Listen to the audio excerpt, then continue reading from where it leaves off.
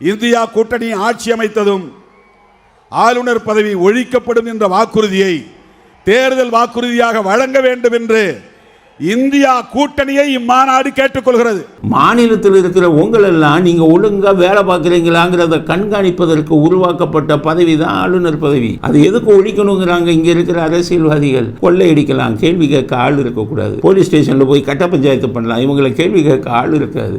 எந்த அத்துமீறல் பண்ணாலும் ஒரு கவர்னருங்கிற ஒரு மத்திய அரசாங்கத்துக்கு அனுப்பி இவங்களை கேள்வி கேட்கக்கூடாதுங்கிற சுயநலத்தில் நீங்கள் பேசினாலும் சட்ட விதிகள், கூட்டாட்சி தத்துவம், எப்படி இந்தியாவில் மக்கள் ஓட்டு போட்டு தேர்ந்தெடுக்கிறாங்க, மக்களால் தேர்ந்தெடுக்கப்பட்ட பிரதிநிதிகள் யாரு, 8 கோடியால் தேர்ந்தெடுக்கப்பட்ட பிரதிநிதி யாரு, 130 கோடியால் தேர்ந்தெடுக்கப்பட்ட பிரதிநிதி யாரு, உங்களுக்கு அதிகாரம் அதிகமா அவர்களுக்கு அதிகாரம் அதிகமா, அவர்களும் மக்களாட்சியின் பிரதிநிதிகள், இது எதையுமே புரியாம இப்படி பேசினா என்னத்தை பண்ண